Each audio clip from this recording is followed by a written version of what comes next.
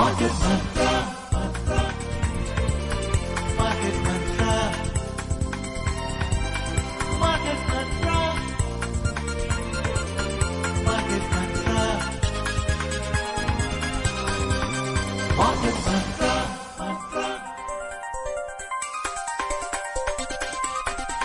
Market Mantra. Good evening and welcome to the Tuesday edition of Market Mantra, the program in which we give you a complete update on the economic, business and stock market news of the day. My name is Rajesh Lake and with me is my co-anchor in Hindi, Manoj Pathak. नमस्कार, market मंत्र के ताजा अंक में आपका स्वागत है। आधे घंटे के इस कार्यक्रम में हमेशा की तरह हम देश और दुनिया की चुनी हुई कारोबारी, आर्थिक और शेयर बाजार से संबंधित ताजा खबरों को लेकर हाजिर हैं। हमारे साथ खबरों पर चर्चा के लिए स्टूडियो में आमंत्रित हैं देश के जाने माने अर्थशास्त्री doctor SP Sharma. Doctor Sharma, कार्यक्रम में आपका स्वागत है। A warm welcome, Dr. Sharma. जी शुक्रिया, थैंक यू। आइए शुरुआत करते हैं अंग्रेजी में हेडलाइन से, जिसे लेकर मौजूद हैं राजेश लेख। Benchmark domestic indices decline. Sensex slips over 350 points. Nifty settles below 26,200. All major Asian indices end in positive territory, with South Korea's Kospi closing at record highs. And global crude oil prices rise around 0.5%. घरेलू share बाजार में हुई गिरावट, Sensex 350 अंक से अधिक फिसला, Nifty 26,200 के स्तर से नीचे आया। एशिया के सभी प्रमुख शेयर बाजारों में आज हुई खरीदारी अच्छी खासी। दक्षिण कोरिया का कोस्पी नए स्तर पर पहुंचकर बंद हुआ और अंतर्राष्ट्रीय बाजारों में कच्चे तेल की कीमत लगभग 0.5% बढ़ी।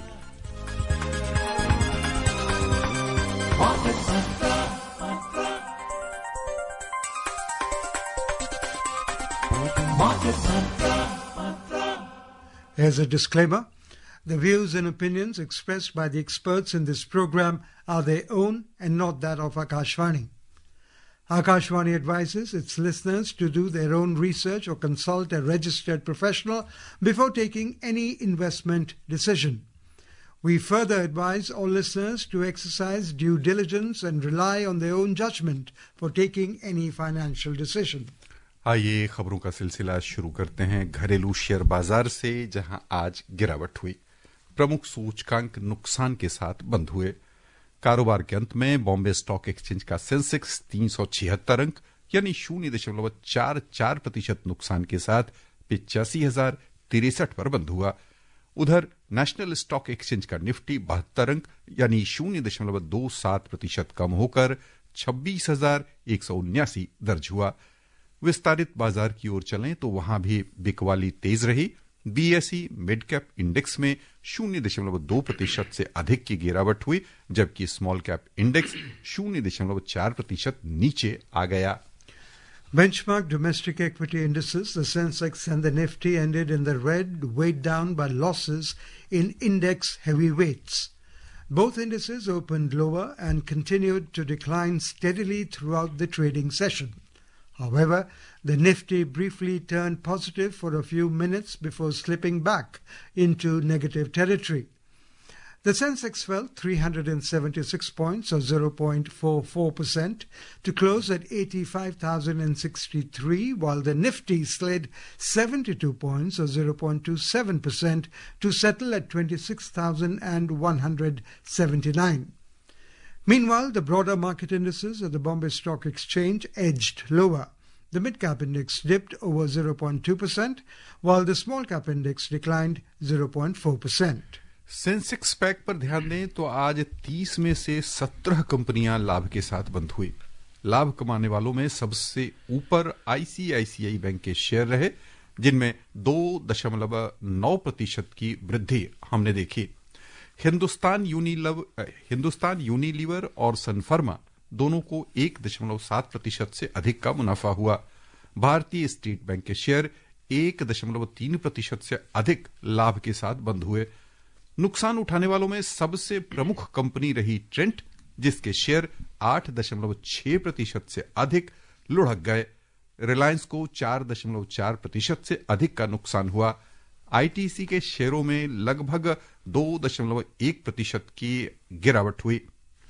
Among the sectoral indices of the BSE, 11 out of 22 sectors edged higher.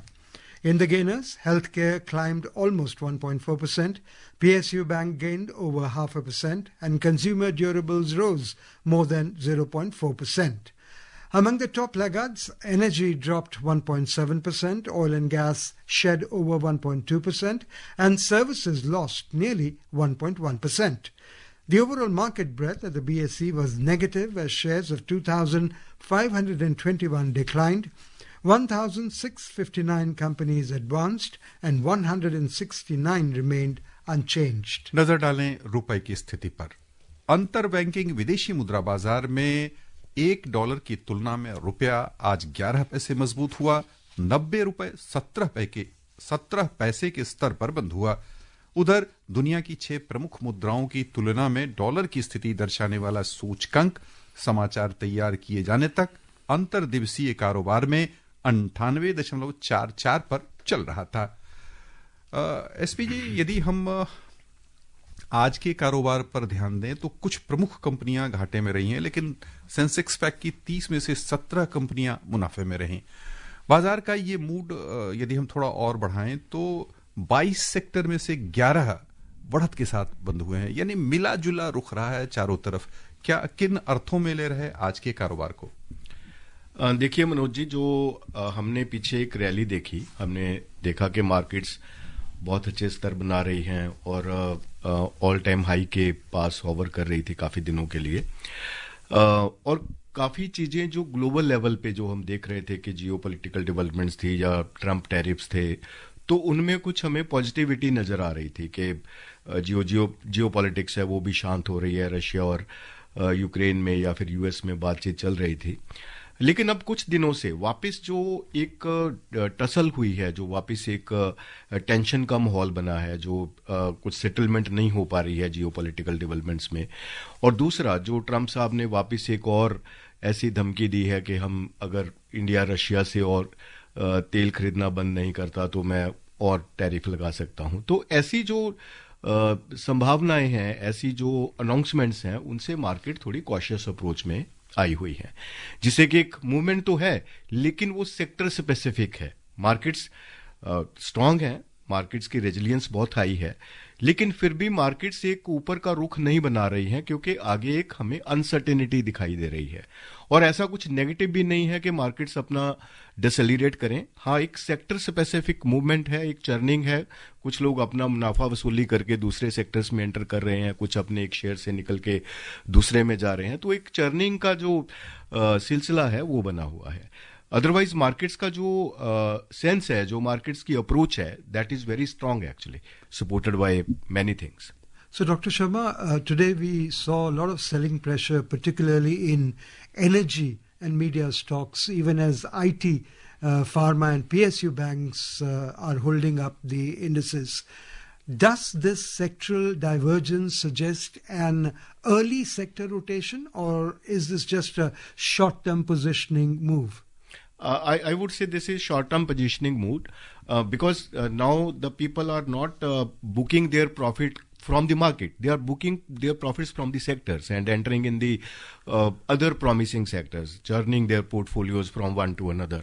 So this is the movement within the market, not a deceleration because of some negative factor. Yes, markets are cautious because of the global factors. Like I mentioned that geopolitics is on the rise and Trump tariffs are again troublesome and creating tussles and or the tensions. And the inflation trajectory, particularly in US, is very sticky. So the movement by Fed is also uncertain in the coming times. So there is no positivity or positive development from the global level.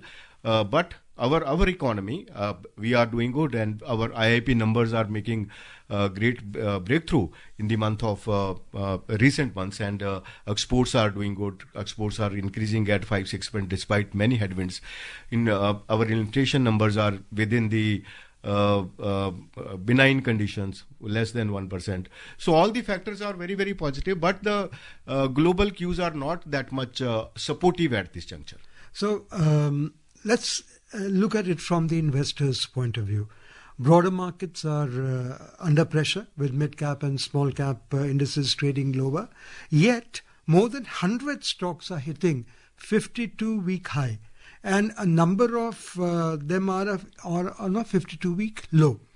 How should I, as an investor, interpret this kind of internal churn that is taking place in the market?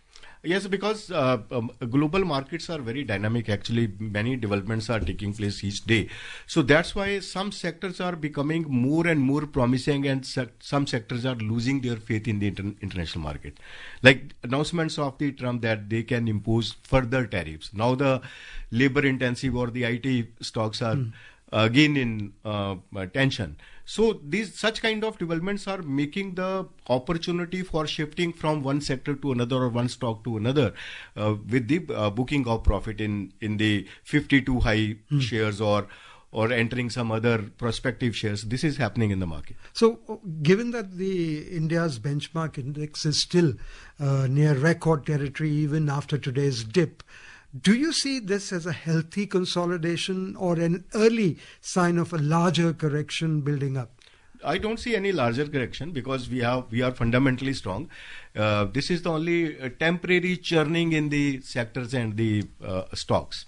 यहाँ पर हम आपका ध्यान आज नुकसान उठाने वाली कंपनियों पर विशेष रूप से ले चलना चाहेंगे।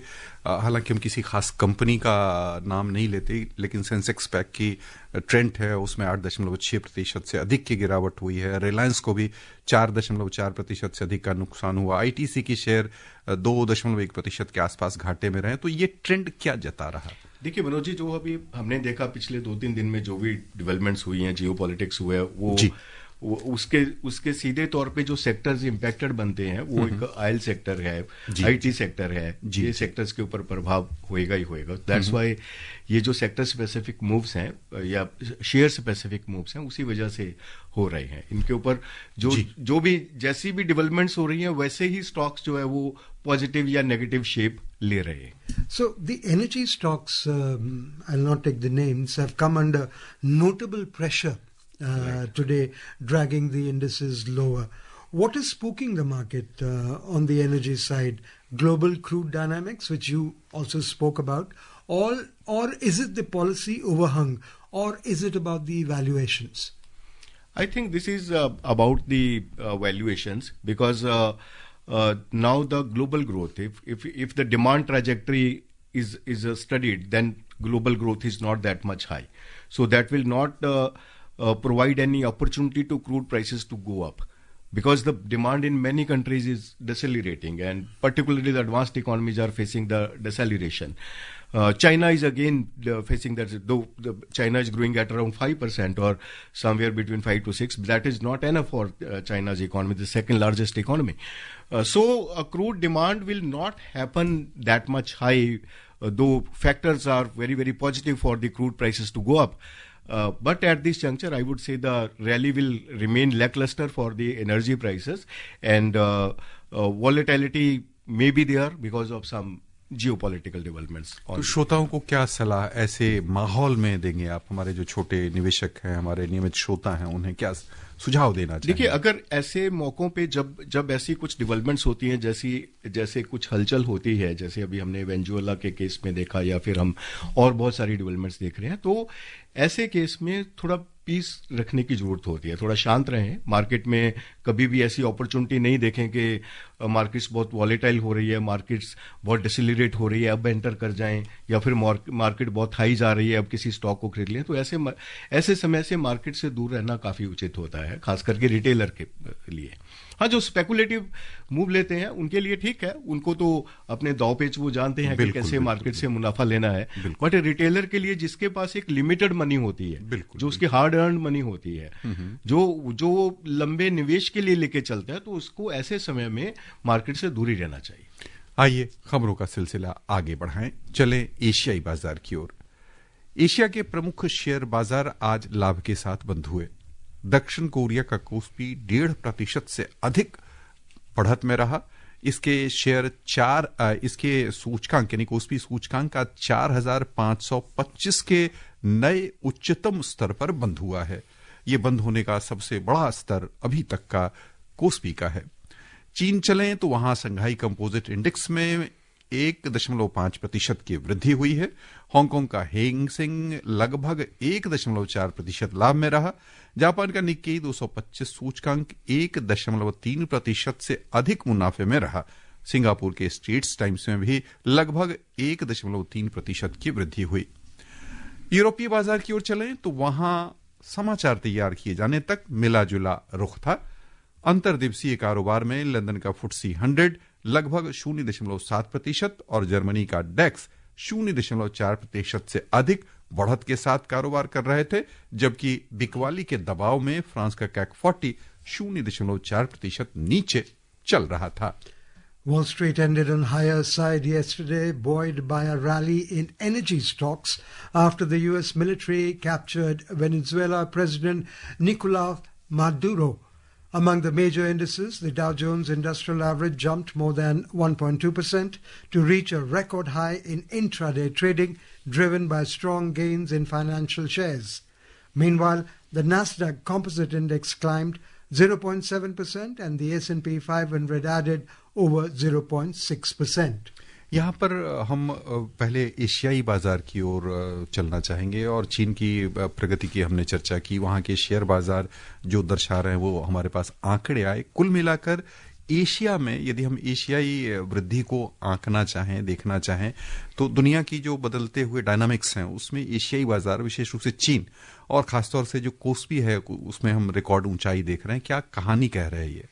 देखिए, कोस्पी का तो सीधे तौर पे जो संबंध है वो आपका जो चिप्स एंड सेमीकंडक्टर में ग्रोथ आना और एक्सपोर्ट इंक्रीज होना और उसको आगे अपॉर्चुनिटी मिलना जी, क्योंकि आने वाले टाइम में इनका, मैं ये कहूंगा कि अभी काफी होल्ड रहेगा इन सब चीजों के ऊपर, जब तक दूसरे कंट्रीज के पास ऐसी अपॉर्चुनिटी नहीं है उनको डेवलप करने की। तो साउथ कोरिया का जो मार्केट है, जो कोस्पी है, वो बहुत अच्छे से आगे उसके पास बड़ी अच्छी अपॉर्चुनिटी है। उसी के बेस पे अभी वो न्यू हाइज भी बना रहा है, क्योंकि जो सेमीकंडक्टर डिमांड है वो वर्ल्ड में बहुत तेज गति से आगे बढ़ रही है, खास करके जब एआई के चलन की वजह से। Now the economies are becoming AI driven, तो एआई के लिए सबसे जो जरूरी चीज है वो सेमीकंडक्टर का एक प्रचलन होना, उसके ऊपर कमांड बनना, उसका प्रोडक्शन होना बहुत जरूरी हो जाता है। तो उसकी तो इस तरीके की स्टोरी है। चाइना के ऊपर, चाइना जैसे काफी समय से बहुत हेडविंड्स फेस कर रहा है, जो रियल स्टेट क्राइसिस है अभी भी, लेकिन वो पूरा नहीं हुआ। बट जो एक साइक्लिकल ग्रोथ होता है जो, उसकी वजह से चाइना में हल्का सा एक अपटिक देखने को मिला है कि जो एंटीसिपेशन है दैट इज एट अराउंड, पहले तो चाइना बहुत डेसिलरेट हो गया था, 4% के आसपास ग्रोथ जी जी जी, तो अभी लगभग हल्का सा एक हम ये कह सकते हैं कि मूवमेंट है, लगभग कोई 5% के आसपास जो है चाइना ग्रो कर पाएगा। बट जैसे मैंने पहले भी बताया कि ये ग्रोथ चाइना के लिए सफिशिएंट नहीं है। जैसे चाइना की एस्पिरेशंस हैं, जैसे चाइना आगे वर्ल्ड में एक उसने अपने आप को सेटअप किया, एक वर्ल्ड का मैन्युफैक्चरिंग हब बना, और अभी अगर ग्रोथ डिसेलरेट होके, वो भी पिछले 10 साल में जो डबल डिजिट से आके आपका जो 5% के आसपास आ जाता है, तो बहुत बड़ी बात है चाइना के एक लॉन्ग टर्म ट्रैजेक्टरी के लिए। तो चाइना को काफी प्रयास करना होगा आगे इस ग्रोथ को मेंटेन करने के लिए, और प्रयास के लिए उसके पास अपॉर्चुनिटी बहुत कम है अभी, क्योंकि यूएस का जो इंटरवेंशन है वो काफी स्ट्रांग हो गया है पिछले कुछ वर्षों से। Since you mentioned US and from Asia, let's discuss the US. How do you read the development in the Americas? And look at the figures. We talked about a rally. All the Wall Street ended higher yesterday. In fact, the energy shares went up. What would be, according to you, the repercussions of it on the world, particularly on India, on the energy sector, and also particularly the oil going forward?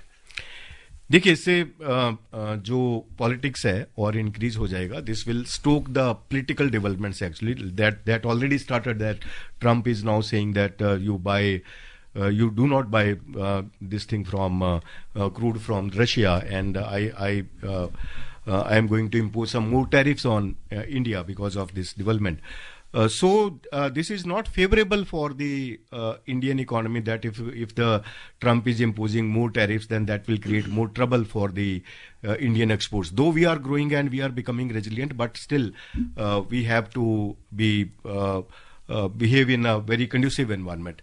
But in US particular, within the US economy, I think things are not in the right direction. Inflation is still sticky, and there are uncertainties about the Fed rate.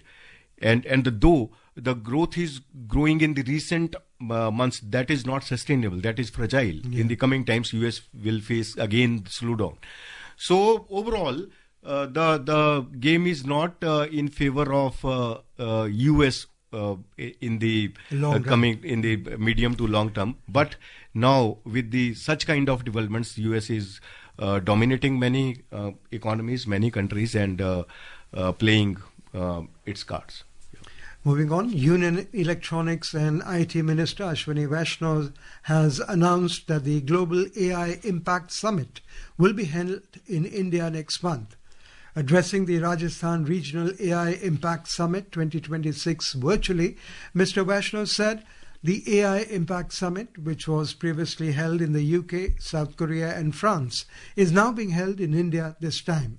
He added that as part of the preparations of Global AI Summit, regional AI summits were held in Meghalaya and Odisha, and today in Jaipur in Rajasthan. Mr. Vaishnaw highlighted that India is witnessing an investment of approximately $70 billion in AI, which is a very significant investment. Bharat की IT industry एक बहुत बड़ी ताकत है हमारी। ऐसे में इस आईटी इंडस्ट्री को इस नए युग के लिए तैयार करना और हमारे छात्रों को इस इंडस्ट्री के लिए तैयार करना, ये एक मिशन का बहुत बड़ा रोल है। और इसी के तहत 10 लाख नौजवानों को एआई स्किल्स में ट्रेन करने का कार्यक्रम आज आरंभ हुआ है राजस्थान की पावन धरती। आगामी 1 वर्ष के अंदर अंदर इस गोल को पूरा किया जाएगा। साथ ही साथ जिस तरह से माननीय प्रधानमंत्री जी ने टेक्नोलॉजी को डेमोक्रेटाइज करने का संकल्प लिया है, उसी के माध्यम से एआई मिशन में बहुत ही महत्वपूर्ण 38,000 एआई के जीपीयूज आज सभी को उपलब्ध कराए गए, जो कि बहुत कम कीमत में सभी को एआई की फैसिलिटी आज मिल पा रही। So, Dr. Sharma, how do you see the movement of the AI stocks in the coming months? Yes, we already discussed that AI is now driving the growth trajectory of many economies, and that's why the semiconductor demand and all these developments are happening in many Asian countries. So going forward, I believe the AI stocks or the AI related developments or the AI related equipments will be on the rise in the coming, because this is the start of the story for the artificial intelligence in many countries. यानी अपने यहाँ कह लें कि America और जो विकसित देश हैं एआई के फील्ड में, सेक्टर सेमीकंडक्टर के फील्ड में, हमारे यहाँ अब कहानी बननी यानी पार्टी होनी शुरू हो गई है। बिल्कुल। अभी जो काफी साल पहले कुछ कंट्रीज कर चुके, हम उसके बारे में अभी बहुत गंभीरता से सोच रहे हैं। ये एक बहुत बड़ी चीज है। The year 2025 stands as a defining chapter in India's development journey.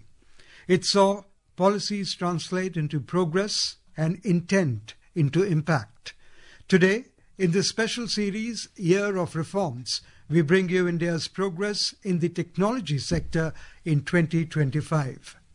In 2025, India marked a defining inflection point in its scientific and technological journey. The country demonstrated a shift from technology adoption to technology creation, supported by large-scale investment and institutional reforms. The year saw major advances in artificial intelligence. Under India AI Mission, the government committed over 10,000 crore rupees to build ethical, human-centric AI systems. Recently, the country climbed to 3rd place in Stanford University's 2025 Global AI Vibrancy Rankings. The year also marked decisive progress in semiconductors and advanced manufacturing. Last year, India launched 2 facilities in Noida and Bangalore dedicated to 3-nanometer chip design, placing the country within the global high-end chip ecosystem. Similarly, in September last year, the country's first indigenously developed Vikram 32-bit chip was presented to Prime Minister Narendra Modi at the Semicon India 2025 conference. The year also recorded significant milestones in space and strategic technology. The successful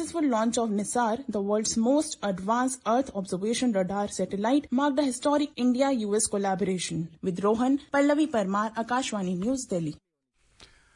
आइए खबरों का सिलसिला आगे बढ़ाते हैं। विदेश मंत्री doctor Subramaniam Jaishankar ने आज लग्जमबर्ग के प्रधानमंत्री ल्यूक फ्रीडन से मुलाकात की। इस दौरान भारत और लग्जमबर्ग के बीच वित्तीय सेवाओं, निवेश, प्रौद्योगिकी और नवाचार के क्षेत्र में बढ़ते सहयोग पर चर्चा हुई। डॉक्टर जयशंकर ने सोशल मीडिया पर यह जानकारी दी। विदेश मंत्री ने भारत यूरोपीय संघ के मजबूत संबंधों के लिए लग्जमबर्ग के प्रधानमंत्री के समर्थन का धन्यवाद दिया। सर्वोच्च न्यायालय ने केंद्र सरकार और कर्मचारी भविष्य निधि संगठन ईपीएफओ को कर्मचारी भविष्य निधि योजना ईपीएफएस के तहत वेतन सीमा में संशोधन पर 4 महीने के भीतर निर्णय लेने का निर्देश दिया है। पिछले 11 वर्षों से इसमें कोई परिवर्तन नहीं हुआ है।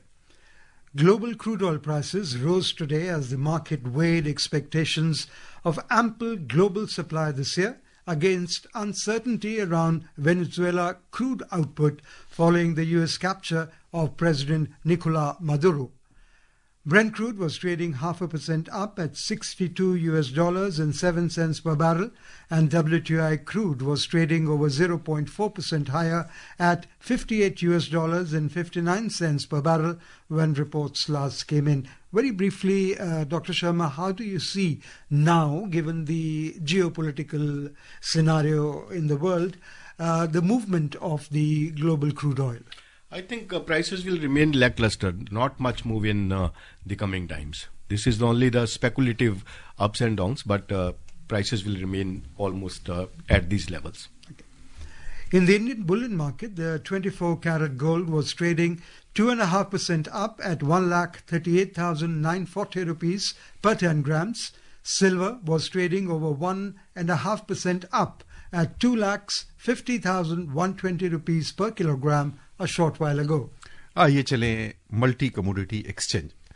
वहां फरवरी अनुबंध वाले सोने का मूल्य समाचार तैयार किए जाने तक 0.3% बढ़त के साथ 1,38,529 रुपए प्रति 10 ग्राम पर चल रहा था। मार्च अनुबंध वाली चांदी के मूल्य 1.6% बढ़त के साथ 2,50,150 रुपए प्रति किलो के आसपास चल रहे थे।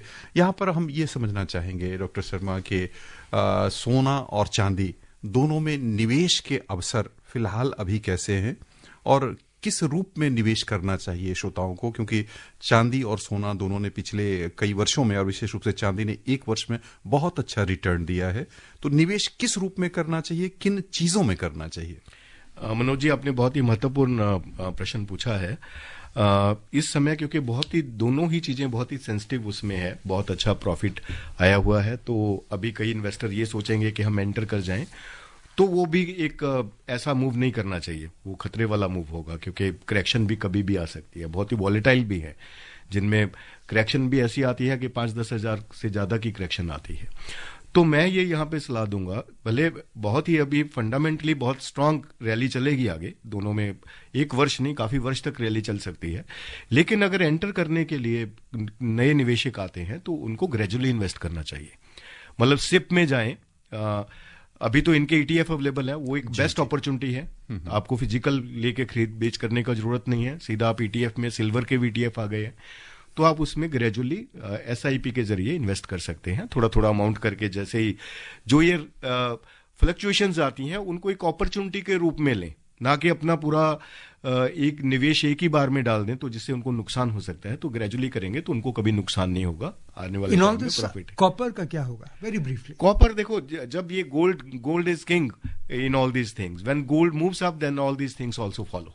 कॉपर, अगर आप पीछे का ट्रेंड भी देखेंगे, जब भी गोल्ड में बढ़त आई है तो सिल्वर और कॉपर ने उसको बहुत अच्छे से फॉलो किया। जी, बस यहीं पर श्रोताओं की ओर से हम आपको बहुत बहुत डॉक्टर शर्मा धन्यवाद देना चाहेंगे। जी शुक्रिया, doctor Sharma for being with us. And before we close the headlines once again. Benchmark domestic indices decline. Sensex slips over 350 points. Nifty settles below 26,200. All major Asian indices end in positive territory, with South Korea's Kospi closing at record highs. And global crude oil prices rise around 0.5%. That's all we have in this edition of Market Mantra. Till tomorrow, goodbye. इस कार्यक्रम में विशेषज्ञों द्वारा विचार उनके अपने हैं। आकाशवाणी अपने श्रोताओं को सलाह देता है कि निवेश का निर्णय करने से पहले स्वयं रिसर्च करें या किसी पंजीकृत सलाहकार से राय लें।